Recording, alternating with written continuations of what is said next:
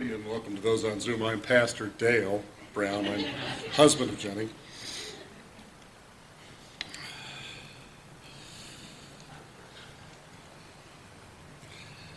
So 2 Wednesdays ago, I came down with some kind of illness that the doctor said could be COVID, something viral. It's about time for it to come around again.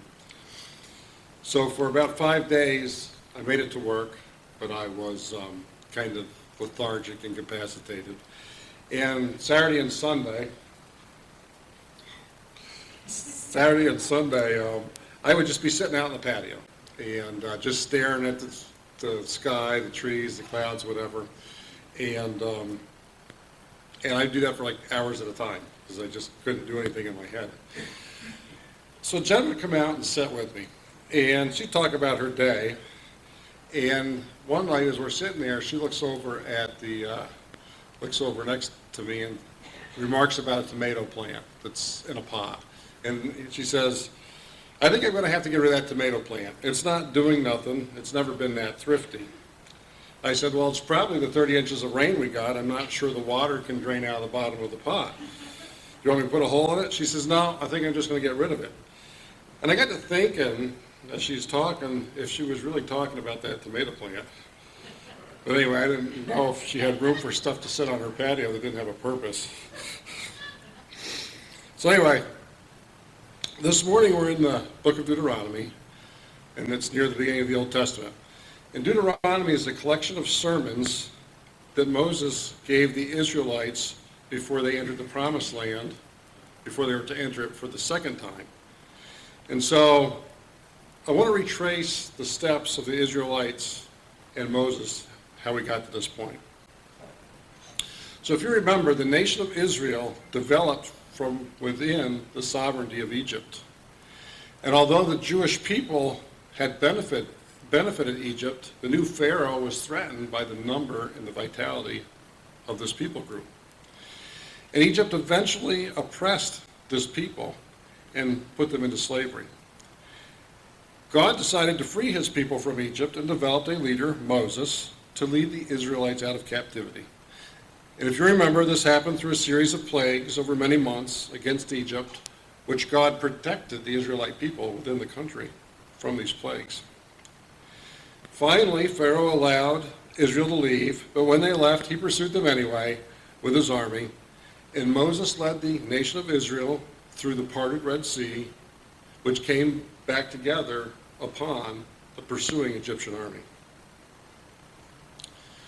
So now the Israelites were in the wilderness, right? We would think of it as a desert. And God provided them direction and protection, leading them by a pillar of cloud during the day, and a pillar of fire by night. They never knew when they were going, when they were going to stop, or how long they'd be traveling. They were completely dependent on God's direction. God also provided for their physical needs. Food for them every morning, manna and quail. Their clothes and their shoes never wore out. They were totally dependent on God. And during this wilderness time, God entered into a covenant with the Hebrew people, promising that he would bless and protect them if they obeyed his laws. And during this time is when Moses received the 10 Commandments.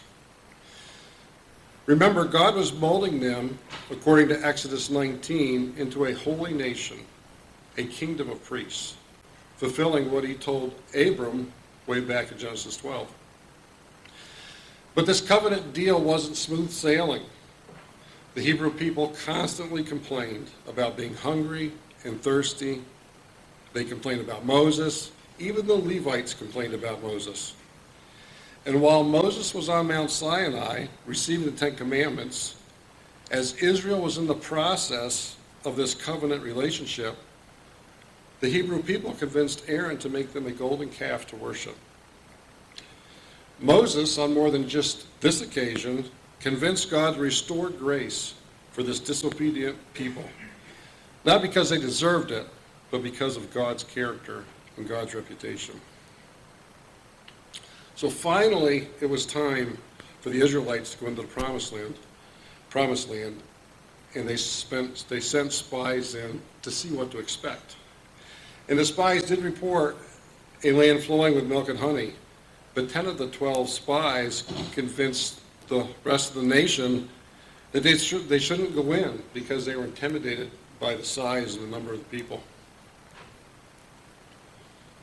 So I'm not really sure the timeline here, but I think it was only like 1.5 to 2.5 years from the onset of the plagues in Egypt through the Exodus to the sending of the spies into the land.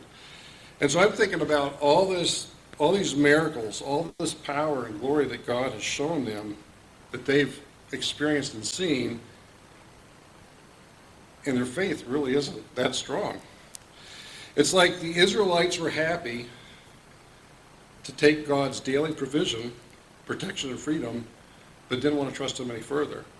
It's like, I'll eat your manna if you haven't got anything better, but I will hesitantly do anything else that isn't for me.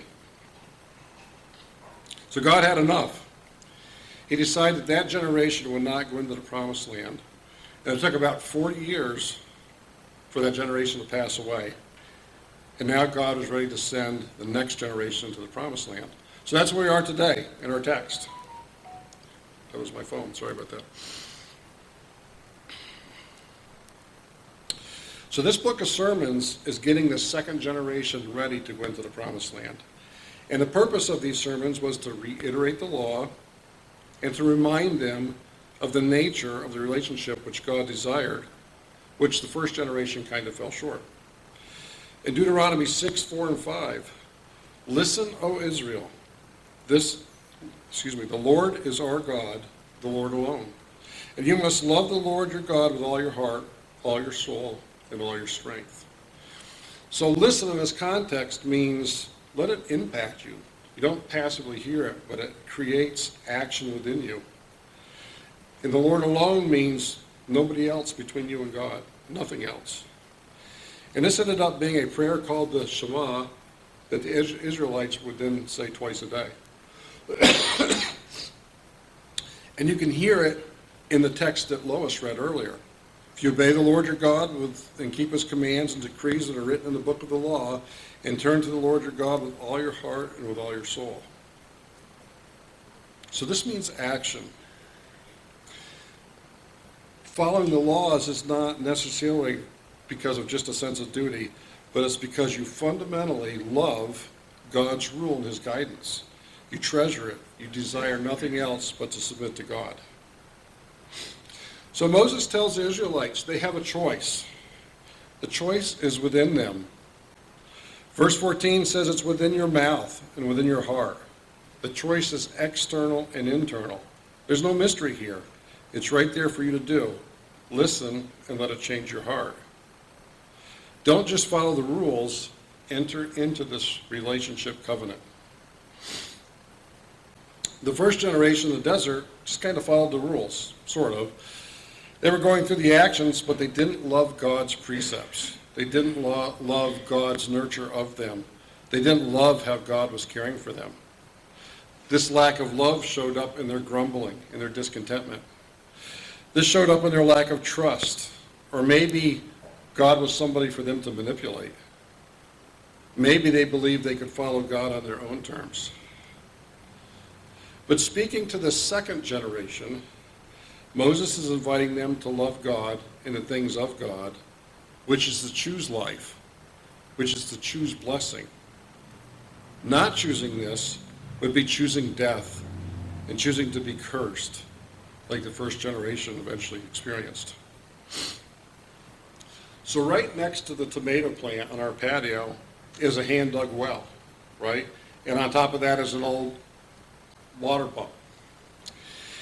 And I read a story when I was studying this passage, and it tells of a man that was on a long journey, and his supplies were running short, and especially water. And he just so happened to come up upon a bottle of water. Actually, this bottle of water was attached to one of these pumps. And the bottle of water had a sign on it. Dump this down along the shaft. It will moisten the seal and prime the pump. And for those of us born after that technology, you can imagine the faith it might have took out of water having to take that bottle and dump it down the shaft. But isn't that really the crux of the story here? The Israelites were happy just to take from the proverbial bottle of water that was provided every day. And I'm speaking of the first generation, right? The manna, the quail, God's leading and protection through the desert. And they would complain about this bottle of water. It was getting boring. Couldn't you do something different? But what God wanted them to do was to take that bottle of water and embrace it. God wanted them to take his daily care, not as a provision to be consumed, but as grace to be invested in his kingdom. So what does this mean for us today? Are we any different than the first generation of Israelites that took God's grace for granted? Are we like the second generation, getting prepared to enter the promised land? Is this the preparation that we have to do every day? What is our faith life like? Are we just consuming the bottle of water hanging on the well each morning? Meaning our health, our stuff, our routines, our security, our investments, our relationships? Are we like the first generation wandering around the desert, dissatisfied? I wish I had more. I wish I could have more fun. I wish I had more power. I wish I didn't have to endure the consequences of my actions. So what does it look like for us to prime the pump, to use that grace that God gives us every day as an investment? In Matthew 6, starting in verse 25, Jesus tells us, don't worry about tomorrow. Is that what he's saying to us? Don't invest the grace I give you on worry. Look at the freedom the birds have in the air. They don't sow or reap. In verse 33 it says, but first seek his kingdom and his righteousness, and all your needs will be added to you. Could it be said, take this grace, this daily provision I give you, rest and health, all the good things around you, but first seek his kingdom. If we weren't worried about today, would we be more generous with our resources? Would we have more mental reserves to spend more effective time with the people around us, listening, walking with them, nurturing, letting them find peace in your peace? Would your reputation mean as much? Would experiencing God's love flow through us be tenfold the experience than just keeping God's grace to ourselves? Is trusting God?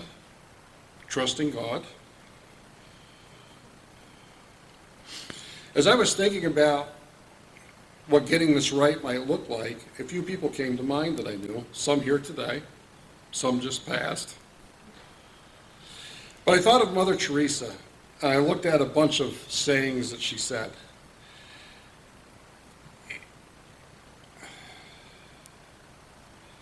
And my favorite one was, we fear the future because we are wasting today. And to me, in this context, means that today we're not, if we're fearing tomorrow, today we're not priming the pump. We're not investing the grace he gives us and trusting that there will be new grace tomorrow. Yesterday is gone. Tomorrow has yet to come. We only have today, so let's begin. Remember, Jen's tomato plant consumed too much water, and its days seem to be numbered. So let me leave you with words of Jesus from John 7. Jesus stood and said in a loud voice, let anyone who is thirsty come to me and drink. Whoever believes in me, as Scripture has said, rivers of living water will flow from within them. Thank you.